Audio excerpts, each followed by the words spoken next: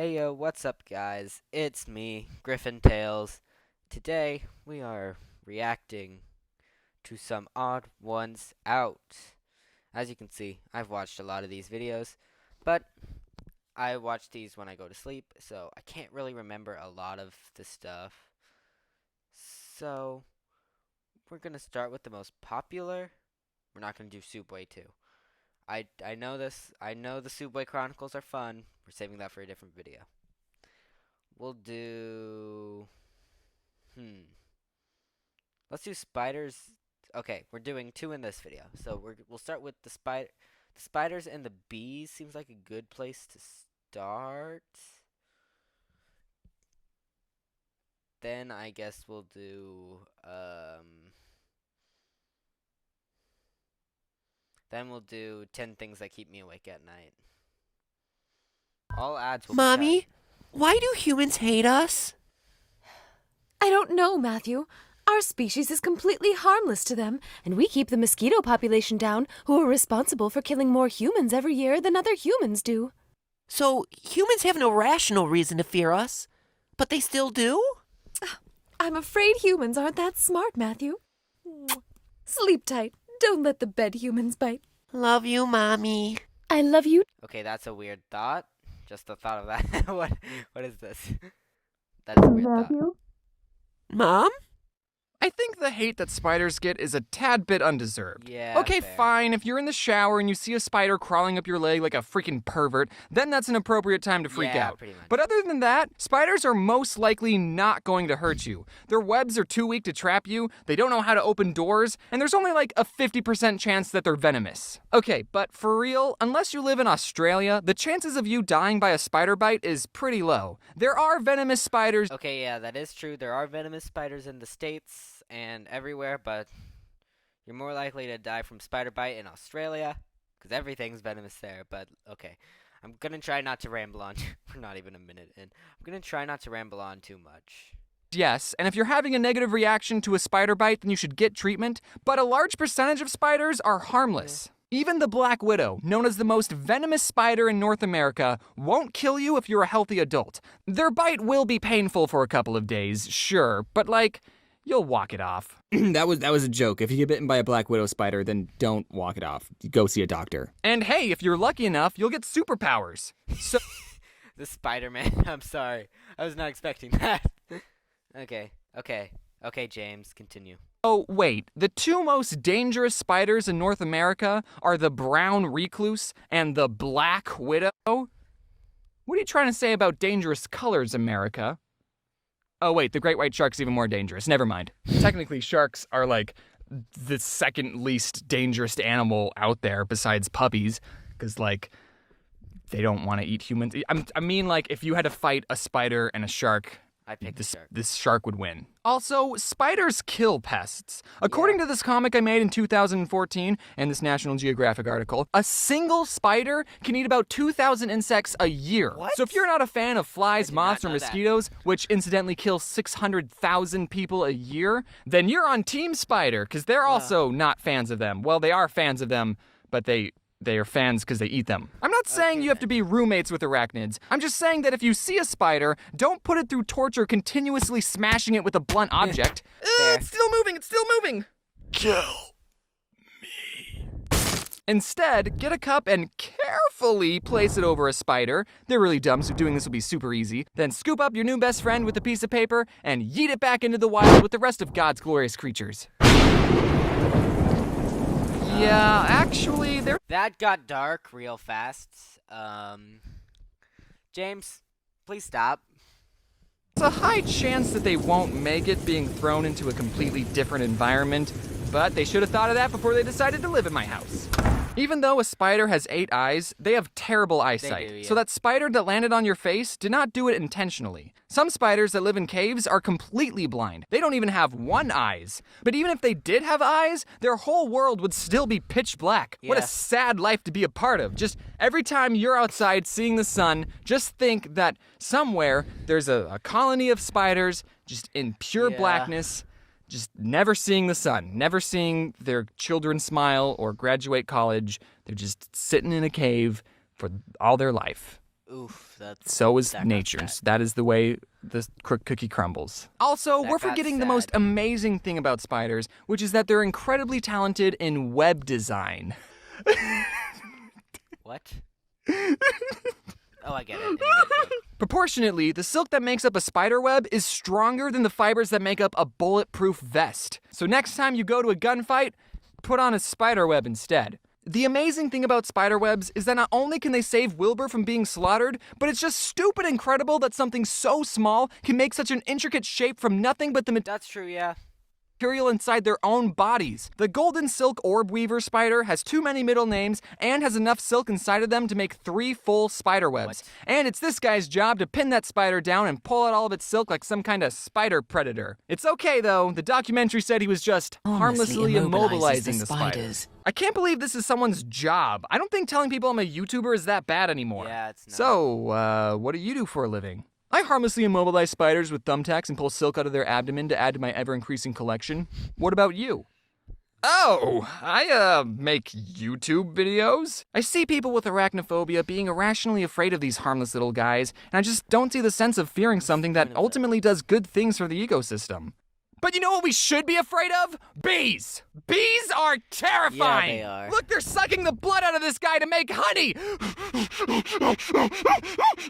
Oh, they're dying at an alarming rate? Good! Okay, that was a joke. Bees are, without a doubt, the most important insect on this planet. Not only do they have the best work ethic of any living thing on Earth, which is why none of them are YouTubers, they also pollinate 30% of the world's crops. True. Don't ask me who pollinates the rest, because I don't know. Without bees, humanity would turn to pure anarchy. Bees are so important that world-famous comedian Jerry Seinfeld made a documentary about the life of a bee and what the world would be like without them. But ever since 2006, bees, just like all the memes say, have been dying at an alarming rate. The scary thing is that scientists don't know exactly the reason for this bee-apocalypse. But they think it has to do with new pesticides being used on farms, parasites that kill the bee, and global warming. So once we figure out how to fix those 3 problems, we'll be in good shape. Oh my gosh. It's a little bee James. pun. We like to have fun around here. Now, what can you, a concerned citizen, do to stop the dropping population of bees? Most likely nothing, because I don't think anyone watching this makes laws about pesticides or stopping global warming. So we just gotta sit back and hope the people who make those laws know the importance of bees. But maybe you should plant a couple flowers just to be on the safe side. The reason I have a fear of bees is that I've gotten stung by a bee not 3 times, not 4 times, but 2 times. Two times. Now, obviously, as I've grown, I see the importance of bees, and I know not to throw rocks at them. The first time I got stung, I was outside, and I guess I was playing too close to a beehive, because I got stung on my arm, and I cried a lot. The second time, I was in my backyard, barefoot, and I was walking around, and you know how sometimes when you're about to do something and your brain realizes that you're about to make a mistake, but your body is already committed to the motion and you don't have enough time to stop yourself? So I was in the middle of taking a step and I saw that I was about to step on a bee, but my body didn't have the reaction time or the motor skills to avoid the step, and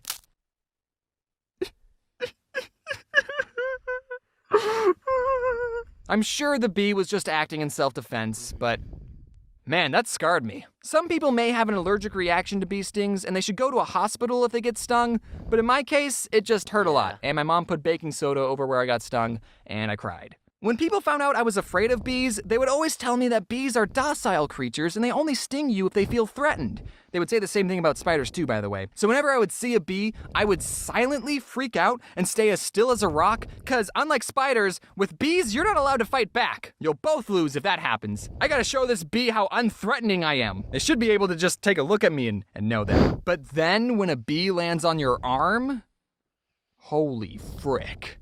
That's true fear. You just have to quietly watch the bee, hoping it didn't just have a bad day and decide to end its life on you. That never happened though. Ever since I took a more calm approach to bees, I've never been stung. And I've never been bitten by a spider either. Wasps though, they're just mean. They can pack up and leave for all I care. I don't give a crap about wasps. So, what did we learn? Hey everyone, thank you so much for watching this Wasps video suck. about the spiders and the bee. Okay. Next video. What did I say? I can't remember.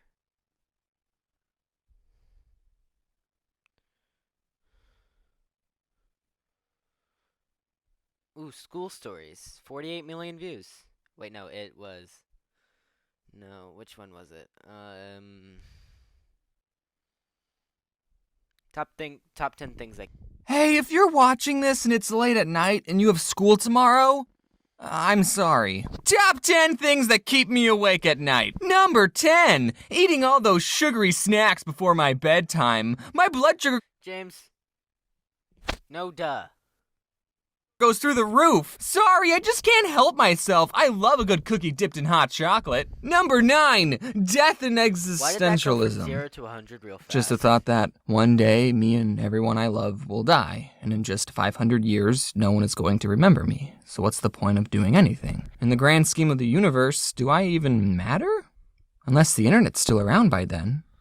Thumbs up if you're watching this in the year 2516. And also, don't forget me. Number 8, my dogs. My dogs just love to sleep on my bed every night. And you see, I sleep on a twin-size bed, which is a stupid name for a bed that can fit one person. And I'm actually a twin, so I'm allowed to sleep on those. And I'm not on the below average side of the height spectrum, so I cover about 110% of the bed. And if me and my dogs are both cognitive enough to plan something out, maybe we could set up a system. I mean, they're pretty small dogs. I did the math. They should be able to fit. But my dogs have found that the most comfortable part of the bed is right dead center in the middle. So I just gotta finagle my way into a comfortable position, and if the dog leans up against you or sits on your leg, then you're obligated by dog law not to move because you might disturb the dog, and you love them too much to do that. And my bed is right next to a window, so I sometimes open the blinds so they can look outside, and so they're both right next to my face. But then in the morning, if there's another person or God forbid another dog outside, then Oh my gosh.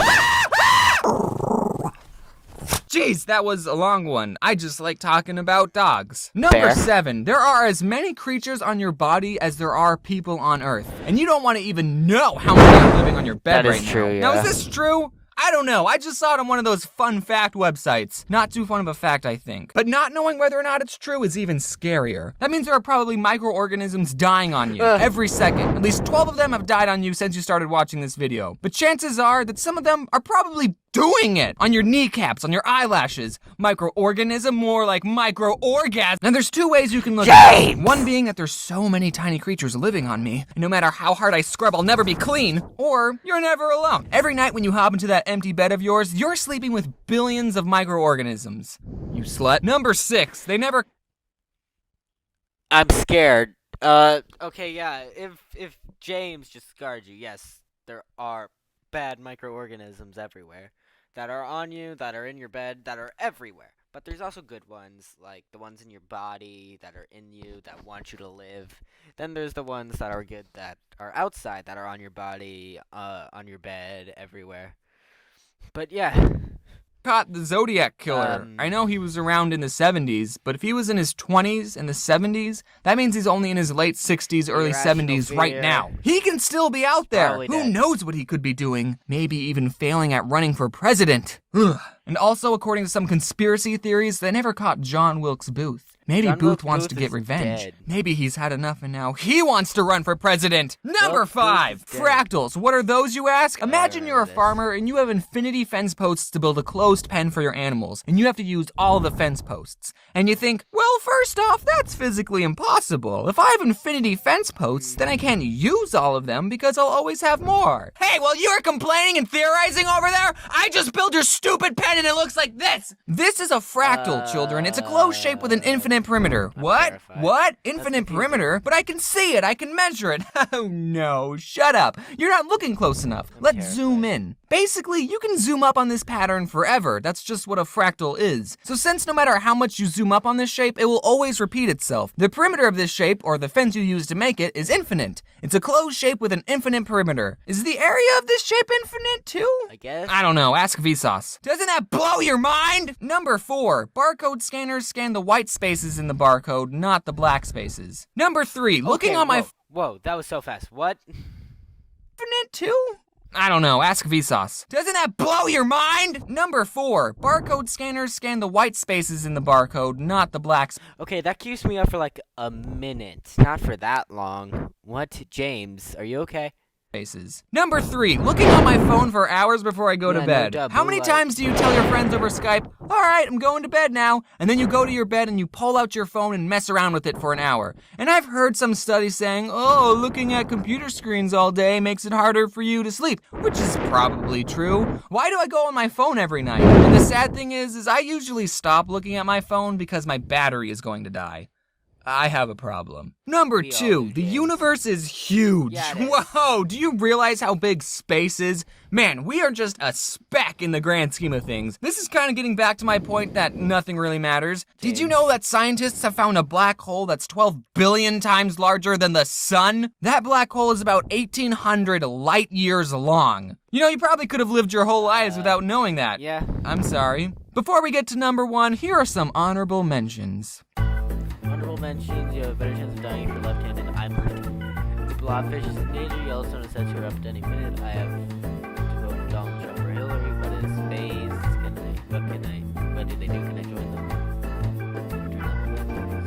Americans dead. I have Tumblr messages I haven't read. I have to finish editing this video. And the number 1 thing that keeps me awake at night is YouTube is not a stable job. Because of how long it takes me to make a video, I can't really give my opinion on YouTube drama. Heck, I'm still working on my Fine Bros rant. So a lot of you probably know YouTube took away some creators' monetization on videos for not being advertiser friendly, and they weren't even telling them about it. Now I'm a pretty innocent PG-rated channel, so I didn't get affected by this new change at all. See you later, scrubs! But dang it, if this shows us anything, is that YouTube does not care too much at what's making their website profitable. What's stopping YouTube from saying, hey, we're gonna take 90% of your ad revenue and all your titles have to say YouTube is great in them. And yeah, if YouTube makes bad business decisions, then they'll be out of business. But so will I. So that keeps me awake at night. That's pretty fair. Okay, y'all, that's all for this video. I'll see you in the next one. Bye-bye!